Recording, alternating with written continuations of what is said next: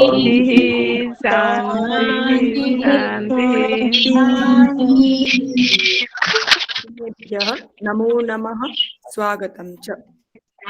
नमो नमः महोदय। जी नमो नमः। प्रणमामि महोदय। जी नमो नमः।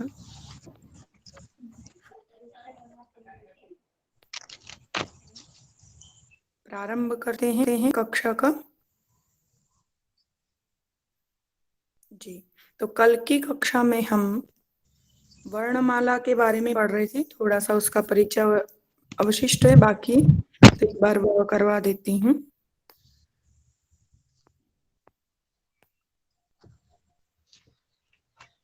जी कल हम वर्णमाला के बारे में पढ़ रहे थे। वर्णमाला अर्थात वर्णों के समूह को वर्णमाला कहते हैं। तो वर्ण कौन कौन से हैं तो बताया था, स्वर और व्यंजन। दो प्रकार जो वर्णों का है, स्वर 13 है और व्यंजन जो कि 33 व्यंजन है। ठीक है। इसी प्रकार से व्यंजन, ये जो वर्ण है, वर्ण का दूसरा नाम क्या है? वर्ण का दूसरा नाम अक्षर है। उसको अक्षर क्यों कहते हैं? म्यूट कर दीजिए। हाँ, अक्षर क्यों कहते हैं? क्योंकि वो कभी भी नष्ट नहीं होते, खत्म नहीं होते। जब जब सृष्टि की रचना होती, जब जब सृष्टि का उद्भव होता है, तब ये वर्ण हमें प्रदान होते हैं या हमें प्राप्त होते हैं। ठीक है। तो इनमें कभी भी नष्टता या विनष्टता नहीं आती, इसलिए ये वर्ण अक्षर रूप में भी कहे जाते हैं। वर्ण वर्णों का समूह है, ग्रुप है, इसीलिए। और जो वर्ण है वो भाषा की सबसे छोटी इकाई है। हम आगे भाषा के बारे में, अनुवाद के बारे में पढ़ेंगे। संस्कृत भाषा के जो उसको ट्रांसलेशन, अनुवाद करना सीखेंगे। तो उसके लिए हमें ये जानना जरूरी है कि भाषा की सबसे छोटी इकाई वर्ण है। वर्णों को ही जोड़ जोड़ करके हम पद अर्थात शब्द बनाते। शब्द ही संस्कृत में पद नाम से जाने जाते। उन्हीं पदों को जोड़ जोड़ करके एक पद से दो पद, तीन चार ऐसे पदों को जोड़ते जोड़ते वाक्य बनते। और वाक्यों से ही कोई भाषा या कोई गद्य या कोई निबंध रूप या पुस्तक रूप में वो प्रकाशित होता है या हमारे सामने प्रस्तुत होता है। वर्ण स्वर और व्यंजन है। स्वर क्यों कहा जाता है? स्वयं राजन्ते इति स्वराः। ये स्वयं बिना किसी की सहायता, बिना किसी की हेल्प के ये प्रयोग किए जाते हैं, इसलिए इनको स्वर कहा जाता है। ठीक है। व्यंजनानि, व्यंजन से ये भी रीति जिनके द्वारा प्रयोग किया जाता है, जिनकी सहायता से प्रयोग किया जाता है, तो वो कौन है? स्वर है। स्वर के साथ हम क ख ग, जो क में ख में ये हम बोल पा रहे हैं, उच्चारण कर पा रहे हैं, वो अस्वर के साथ में ही मिल करके कर पा रहे हैं। ऐसे ही स्वर कौन कौन से हैं? तो अ आ ई उ ऊ रि री ऋ ए ऐ ओ औ, ये 13 स्वर हैं। इन 13 स्वरों को हम जब किसी भी व्यंजन अक्षर के साथ में जोड़ते हैं, तो व्यंजन अक्षरों के साथ में जोड़ करके अक्षर से पद, अक्षर से पद, पद से शब्द, पद से वाक्य और वाक्य से भाषा का रूप बनता है। इसी तरीके से स्वरों के भी 3 भेद हैं। कौन कौन से हैं? तो ह्रस्व स्वराः, दीर्घ स्वराः, प्लूत स्वराः। ह्रस्व स्वर अर्थात एक मात्रिक, दीर्घ स्वर अर्थात दो मात्रिक, जिनको बोलने में 2 मात्रा जितना समय लगता है। प्लूत स्वराः जिनमें 3 मात्रा जितना, या जिनको हम और ऊंचे स्वर से बोल सकते हैं, वे प्लूत स्वर कहलाते हैं। यथा ओम आदि जो है, या फिर किसी को दूर से बुलाते हैं, उस समय जो समय लगता है, उस वक्त जो हम काल अपेक्षित रखते हैं, वही प्लुत स्वर का समय बताया गया। तो ह्रस्व स्वर कौन से हैं? तो 5 स्वरों को ह्रस्व बताया गया। अ इ उ रि ऋ। ठीक है। इन स्वरों को ह्रस्व स्वर कहा जाता है। एक मात्रिकाल कालिका स्वर, ह्रस्व स्वर जिनमें एक मात्रा का काल लगाया जाता है या प्रयोग किया जाता है, वह ह्रस्व स्वर कहलाता है। दीर्घ स्वर तो 8 जो स्वर है, आ ई उ री ए ऐ ओ औ, ये सभी 8 स्वर कहलाते हैं दीर्घ स्वर। इनको बोलने में 2 मात्रा जितना, 2 बार पलक झपकने जितना समय आवश्यक है या उतना समय लगता है। कहा भी है द्विमात्रा कालिका स्वर दीर्घ स्वर। 2 मात्रा का जो समय है, जो काल अपेक्षित है, वही दीर्घ स्वर के लिए भी लगेगा। आगे प्लुत स्वराः तो 3 का चिन्ह है, इसी से हम समझ जाएंगे यहाँ 3 मात्रा का जितना समय कम से कम उतना समय हमें लगाना चाहिए। तो ये जितने भी ह्रस्व स्वर है, दीर्घ स्वर है, उन्हीं को ही कंबाइन करके प्लुत स्वर का प्रयोग किया गया। तो ये 9 स्वर है, इनमें री का ग्रहण नहीं किया गया। ठीक है, प्लुत स्वर में किया गया, दीर्घ में नहीं किया। त्रिमात्रा कालिकः प्लुत स्वर, 3 मात्रा के जितना जो समय है वह प्लुत स्वर का काल है। फिर उसी को इन्होंने एक ग्राफ रूप में यहाँ पर प्रस्तुत कर दिया कि जो स्वर के हम 22 वेद कहते हैं तो वो कैसे, अ का ह्रस्व दीर्घ प्लुत, इसी तरीके से अर्थात ये कह सकते हैं अ ई उ री, इन चारों का तीनों प्रकार है ह्रस्व दीर्घ प्लुत, अर्थात 4 दिया 12 हो गए। री है उसका एक ही है, उसका दीर्घ कोई प्लुत मानता है, कोई स्वीकार नहीं। जब स्वीकार करेंगे तो 12 और 1 13 हो जाएंगे। और इसी तरीके से ए आई ओ औ, इन चारों का ह्रस्व नहीं होता है, अर्थात 12 में से 4 हम माइनस करेंगे तो 8 होते। तो इस प्रकार से टोटल गिनती हमारी 21 या 22 हो जाती है। ठीक, इसी प्रकार से व्यंजन, तो व्यंजन को हम वर्गीय वर्ण कहते हैं। वर्गीय क्यों कहते हैं? क वर्ग, क वर्ग, च वर्ग, ट वर्ग, ऐसा हम एक वर्ग, एक अक्षर के नाम से एक वर्ग कह देंगे तो उसमें 5 वर्णों का ग्रहण हो जाएगा, उस समूह का ग्रहण हो जाएगा। उस समूह का वहां पर समूह रूप में वहां पर उसको क वर्ग कहने से 5 वर्ण बोले जा सकते हैं या उनको हम समझ सकते हैं। इसी तरीके से उनका शॉर्ट में नाम कु, चू, टू, तू, कु, अर्थात सूत्र जब बनाए जाएंगे, सूत्र जब आप आगे पढ़ेंगे कि भाई इनका स्थान क्या है, तो उस समय कु ऐसा नाम दे दिया होगा तो उससे हमको ज्ञात हो जाएगा। कु कहने से क वर्ग, क वर्ग कहने से क ख ग घ ङ, इन 5 का वहां पर प्रयोग किया गया। इसी तरीके से च वर्ग, ट वर्ग, त वर्ग, प वर्ग, ठीक है, इन 5 का वर्ग है, इसलिए इनको वर्गीय वर्ण भी कहा जाता है। वर्गीय वर्ण, ठीक है, ये आगे आप जानें। और स्पर्श वर्ण भी कहते हैं क्योंकि जिह्वा जब इन वर्णों को बोलते हैं तो कहीं ना कहीं स्पर्श कर रही, तो वह वर्गीय वर्ण कहलाते हैं। ठीक है, स्पर्श वर्ण भी कहलाते हैं। आगे दूसरा जो है अंतस्थ व्यंजन, या अंदर स्थित वर्ण है, इसलिए इनको अंतस्थ वर्ण या सॉफ्ट वर्ण भी कहते हैं इसको। तो य र ल व, ये 4 वर्ण है, इनका वर्ग नहीं है परंतु इनका उच्चारण और इनका स्थान प्रयत्न है। इसी तरीके से ऊष्म व्यंजन है, श श स ह, ये 4 वर्ण है, ये ऊष्म वर्ण के नाम से जाने जाते हैं, अर्थात इनको बोलते समय एक प्रकार की ऊष्मा हमारे मुख से निकलती है, इसलिए ऊष्म वर्ण भी कहे जाते हैं। आगे अंग, अनुस्वार, अह, विसर्ग, यहाँ मैं आपको पूर्व में भी बताई हूँ कि इनको हम स्वर में नहीं गिनते क्योंकि जो यहाँ अ बता रखा है, तो ये जो अनुस्वार का चिन्ह केवल अ के साथ ही नहीं लगता है। हमने कई बार कंग, गंग या इस तरीके से सभी वर्णों के साथ में देखा, या काम, किम, कुम, ऐसा सभी तरह के हमने शब्द भी देखे, वर्ण भी देखे। इसलिए यहाँ जो अ है ये सिर्फ यहाँ पर एक हेल्प के रूप में है या उदाहरण के रूप में हम समझ सकते हैं कि यहाँ पर सिर्फ एक हमें उदाहरण रूप में ही दिया गया। इसी तरीके से अह, तो सिर्फ अ के आगे ही तो विसर्ग नहीं लगता है, अ के बाद में तो हमने विसर्ग का उच्चारण की ही, कुहू, मुनि ही, ऋषि ही, गुरु, सभी के साथ में हमने विसर्ग का उच्चारण करते हुए या लिखते हुए प्रयोग देखा गया। अर्थात यहाँ पर सिर्फ एक उदाहरण रूप में यदि सभी स्वरों का लिखने जाएंगे तो वर्णमाला भी बहुत बड़ी हो जाएगी। या जब हम 12 खड़ी सीखते तो वहां पर ये सभी अक्षरों के साथ में हम लगाते हुए व्यंजन अक्षरों के साथ में, वहां भी हम स्वर के साथ में नहीं लिखते, वहां हम सिर्फ इसको जब 12 खड़ी लिखते तो वहां पर कम, गम, ऐसा हम प्रयोग करते हैं, कह, गह, ngह, ऐसे प्रयोग करते हैं। तो ये जो अंग अह है, ये वैसे तो रूप किसका है? आधा म या फिर आधा न, इसी को ही संधि होकर के बाद में यदि कोई व्यंजन है, जब आवश्यकता लगेगी मैं और स्पष्ट करूंगी, बस ये ध्यान रखिए, जब कोई व्यंजन या कोई दूसरा वर्ण है तो ये ही न क्या हो जाता, अनुस्वार का रूप ले लेता है। इसी तरीके से माँ है, उसके बाद में कोई व्यंजन वर्ण है तो वह भी संधि होकर के एक ये अनुस्वार का रूप बन जाता है। तो इसलिए और हमेशा अनुस्वार से पूर्व में कोई ना कोई क्या कहते हैं, स्वर वाला वर्ण होना चाहिए, अर्थात स्वर मिश्रित कोई व्यंजन होना चाहिए। क, तो क में भी अ है तभी वहां पर अनुस्वार, आधे हलंत अक्षर में कभी भी अनुस्वार विसर्ग का प्रयोग कभी भी नहीं होगा।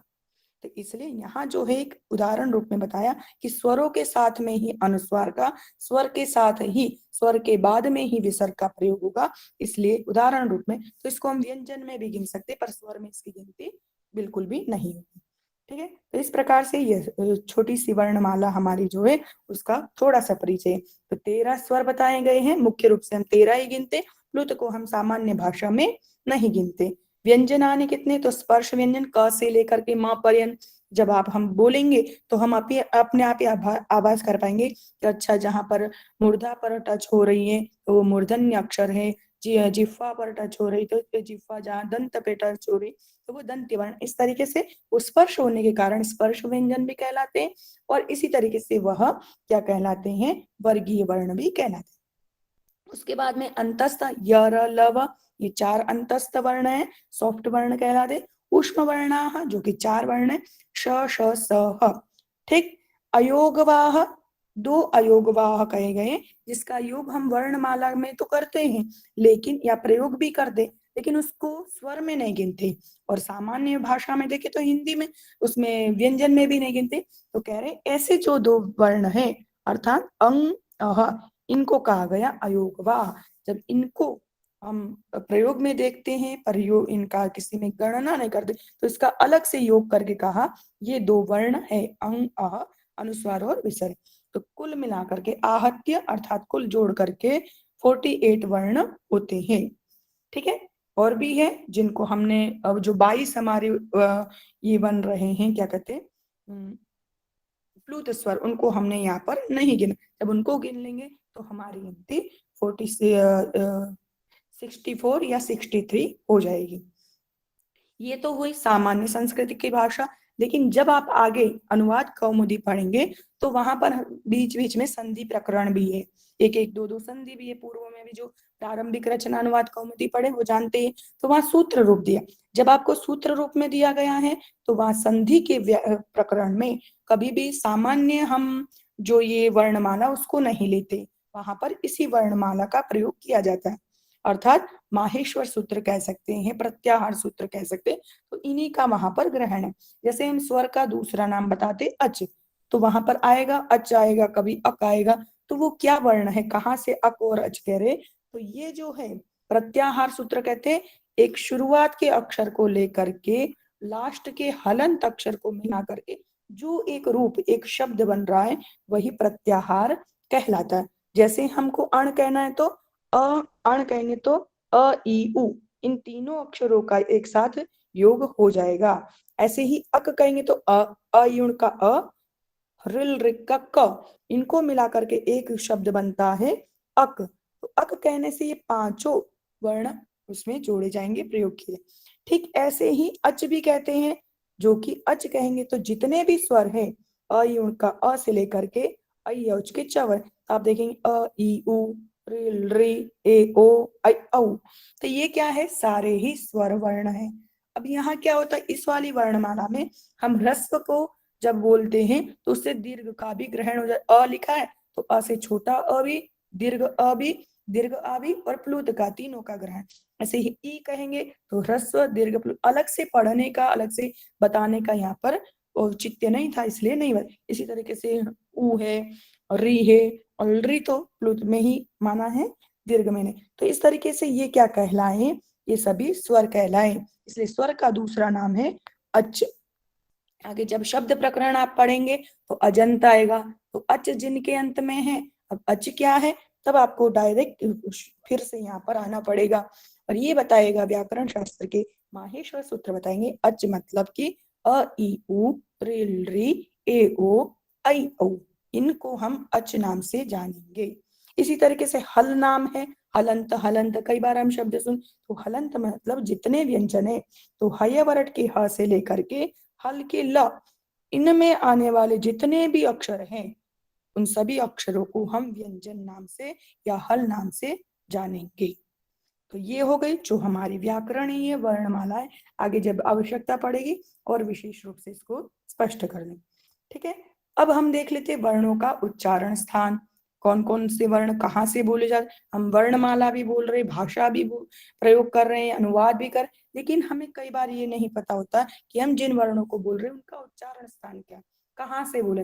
और जब तक ये नहीं पता होगा तो उच्चारण स्पष्ट भी नहीं हो पाएगा, उसको कैसे बोलना, किस तरीके से।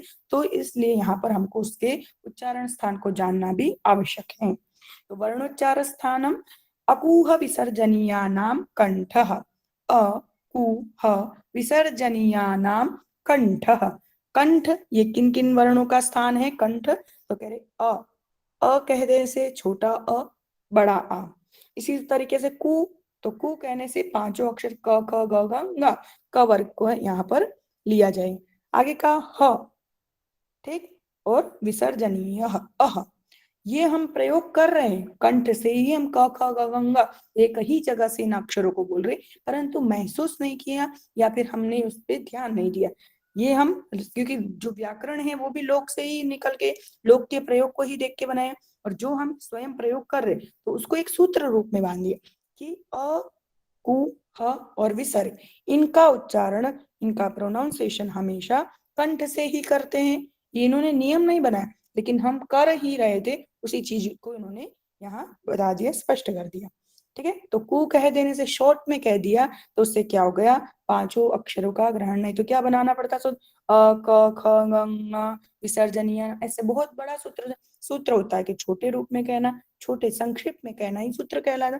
ठीक है, तो कंठ, इनका स्थान, इतने वर्णों का, अक्षरों का स्थान कंठ है। ये सभी अक्षर आप बोल करके भी अपने गले पर हाथ, कंठ पे हाथ रख के यदि महसूस करेंगे तो ये सभी वर्ण हम वहीं से ही बोल रहे हैं। तो ये कंठ। आगे कहा वर्णोच्चारण स्थानम इचु यशानाम तालु, कुछ वर्ण है वो तालु से बोले जाते हैं। तालु अर्थात के जिह्वा के ऊपर वाला जो भाग है उसमें दांत के थोड़ा सा साइड। तो कह रहे ई कहने से छोटा और बड़ा। आगे चू कहने से च छ ज झ च छ ज झ ञ, इन पांचों वर्णों का स्थान तथा य और श, इन सभी का स्थान क्या है, तालु। इसीलिए हम इनको क्या बोलते हैं, तालव्य वर्ण। उन वर्णों को क अकूह विसर्जनीय वाले जो है इनको कंठ्य कहते हैं, इन वर्णों को हम कहते हैं तालु, अर्थात तालव्य वर्ण है, तालु से बोले जाते हैं। ठीक, इसके साथ ही आगे जो वर्ण है ऋतु रसाणाम मूर्धा, री कहने से ह्रस्व री, छोटा री और बड़ा री। टू कहने से ट वर्ग, ट ठ ड ढ ण, इन पांचों अक्षरों। अब देखिए इनको जो रखने का क्रम है वो भी कितने स्पष्टता से रखा गया है, कितना उस पर रिसर्च और किया गया होगा, तब एक सूत्र रूप में बांध के, और उस सूत्र का भी इस तरीके से कि उसको अकाट्य, कोई भी इस बात को नकार ना सके।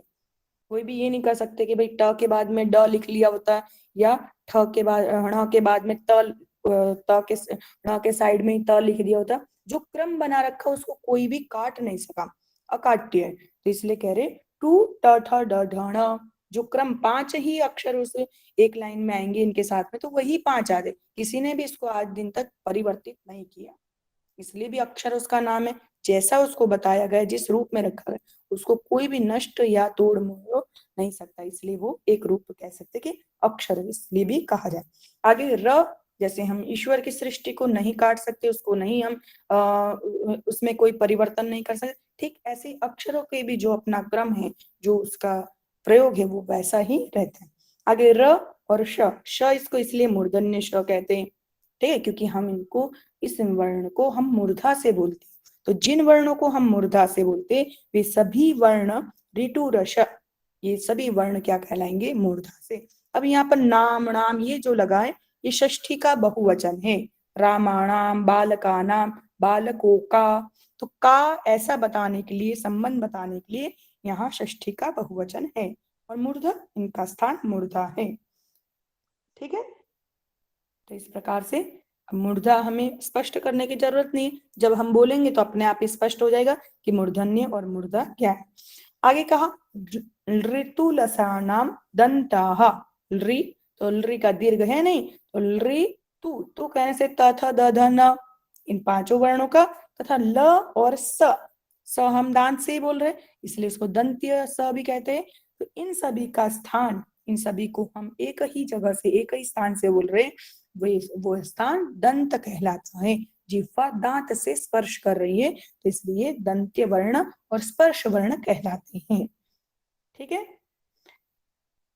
आगे कुछ वर्ण और है। उपपद्मानीया नाम ओष्ठौ, यहाँ नाम आएगा तो उपपद्मानीया नाम ओष्ठौ। ओष्ठौ, ओष्ठः, ओष्ठौ अर्थात दोनों ओठ से, ओष्ठ से कौन कौन से वर्ण बोले जाते हैं? उ, उ कहने से ह्रस्व उ और दीर्घ उ।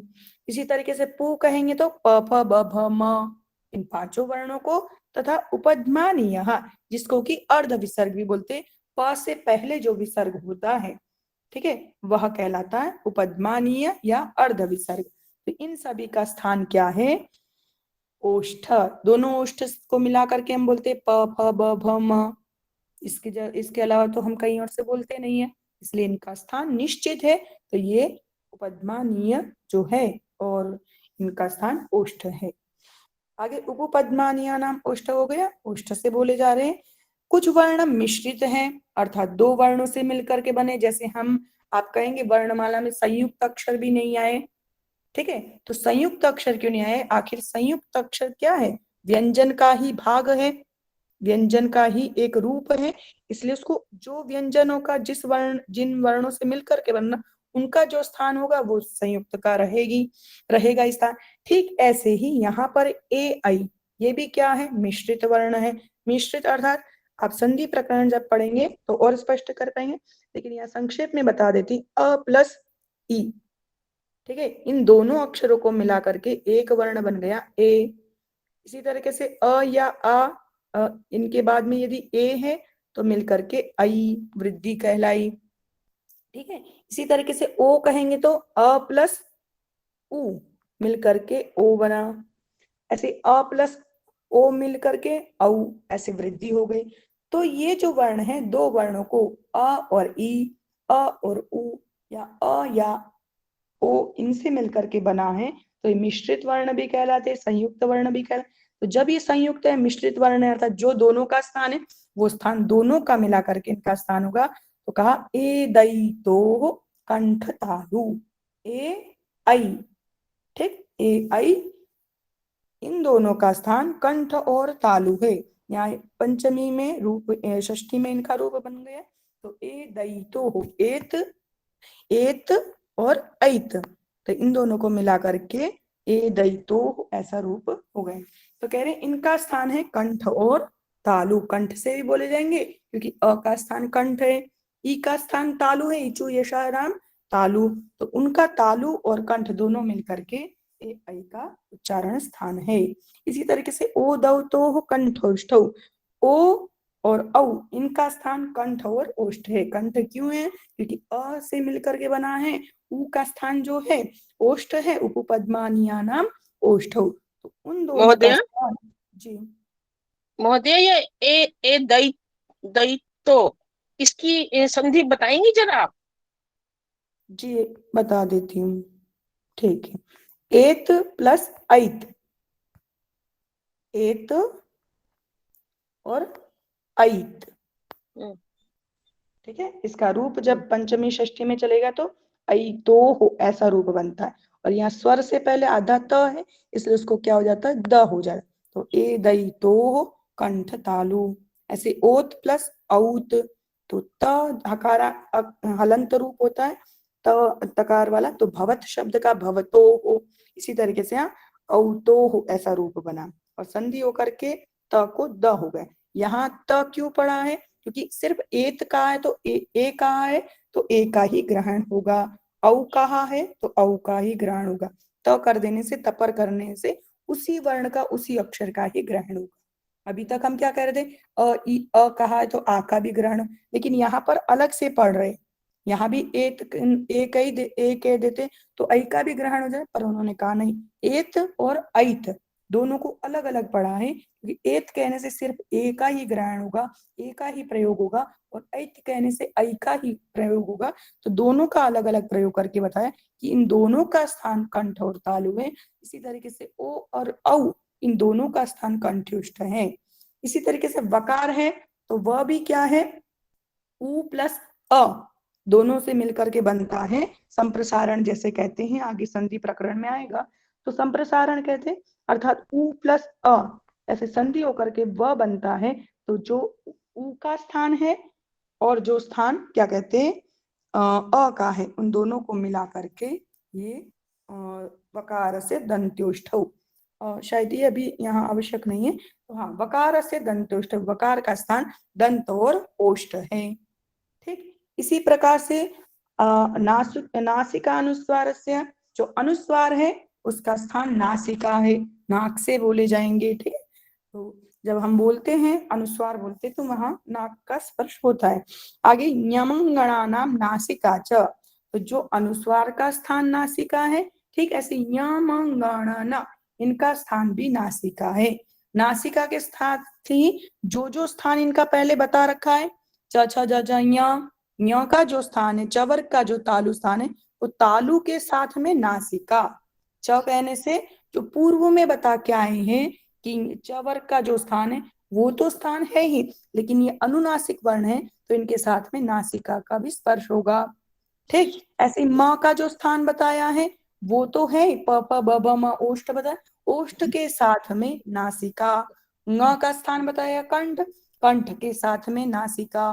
तो ये अनुनासिक वर्ण है, नाक से बोले जाते हैं। ण का जो स्थान है वही वो स्थान और नासिका, तो दोनों को मिला करके इनका स्थान है। ठीक, तो इस प्रकार से ये वर्णमाला का संक्षिप्त परिचय है।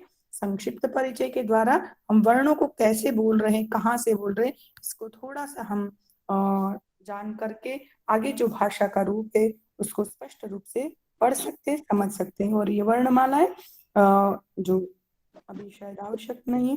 ठीक है, तो महोदया ये जो पीडीएफ है आपके पास, ये भेज देंगे ग्रुप में? जी महोदया भेज देंगे। ठीक, भेज धन्यवाद। देंगे। आज वो थोड़ा बाकी था इसलिए नहीं भेजी, क्योंकि व्याकरण में ऐसा होता है जितना पढ़ाया गया हमें उतना ही देखना होता है, आगे ना पढ़ाया हो यदि देखते तो पढ़ा हुआ भूल जाते, इसलिए नहीं भेजी। आज पूर्ण हो जाएगी, भेज देंगे। ठीक है, कुछ वाक्य हैं, हमने कहा अक्षर से मिलकर के शब्द बनते, तो शब्द यहाँ जैसे बन गए स सर्प, हरिण, श शकट, श षंड, ये शब्द बना दिए हमने उसी वर्ण से। आगे उन्हीं शब्दों को मिला करके एक वाक्य बनता है।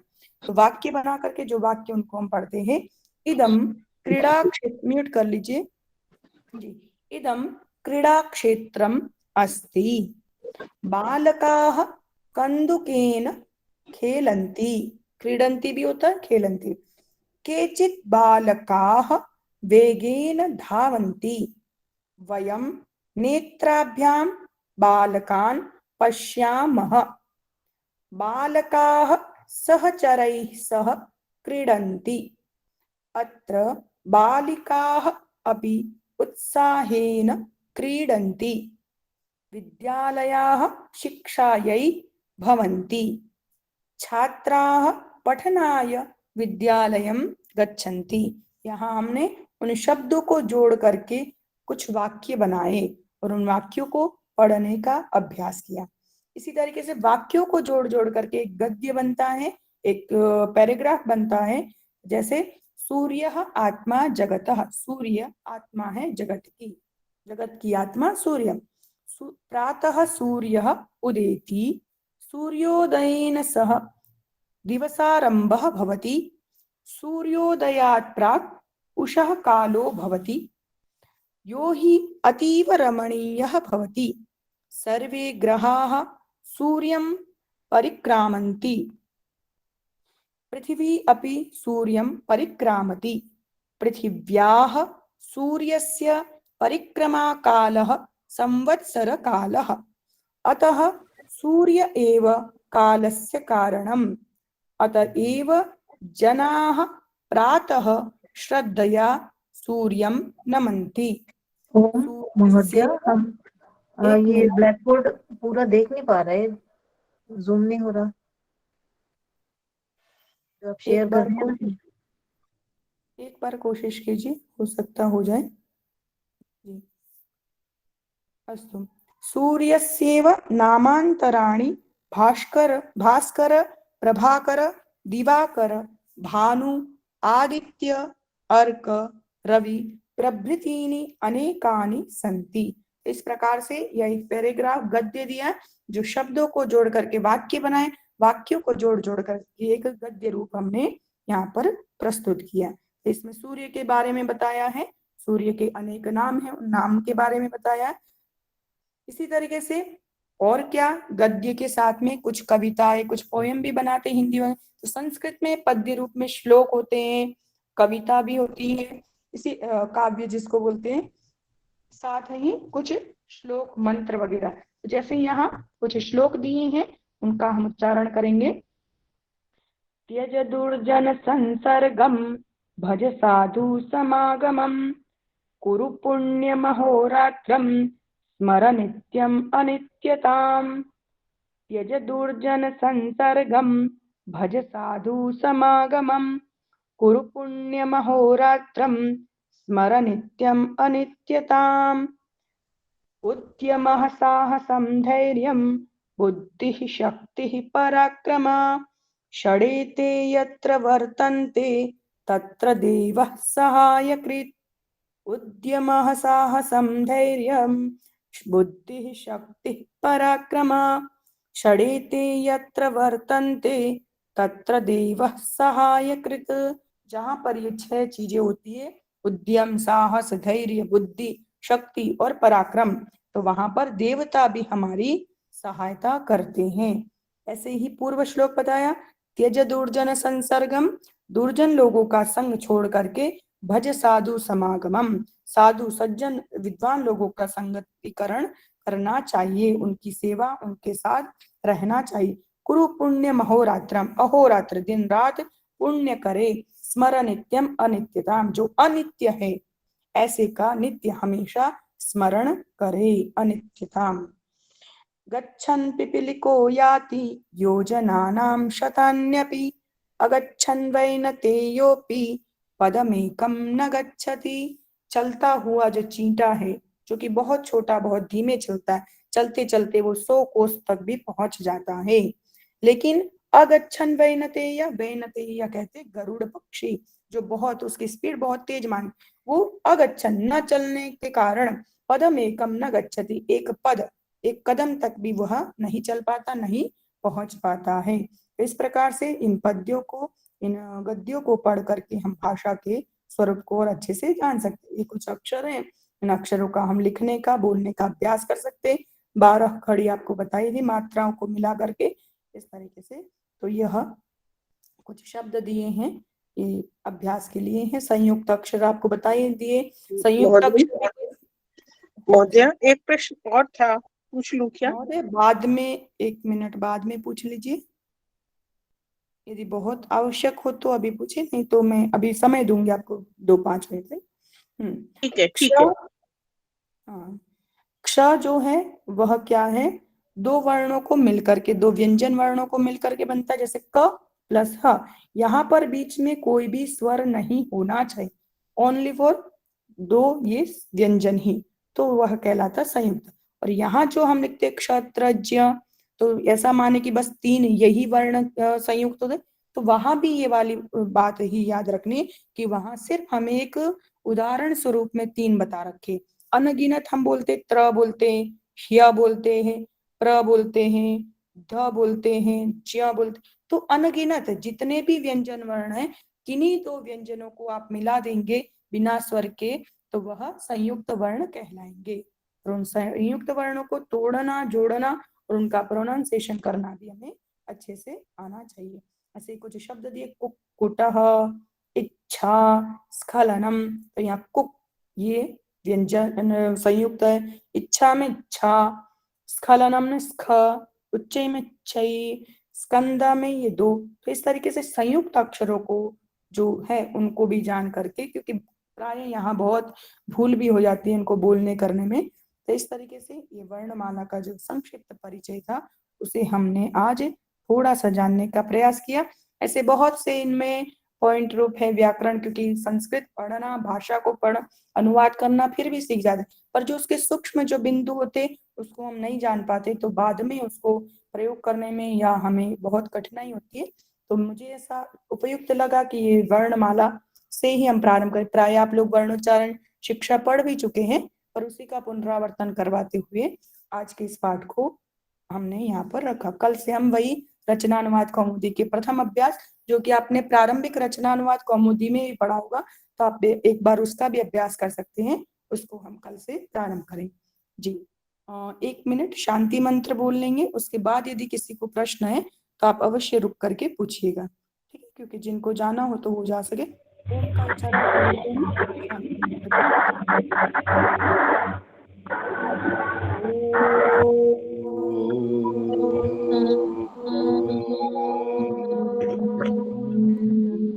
नमो नमः, धन्यवादाः। नमो नमः। आचार्य जी धन्यवाद।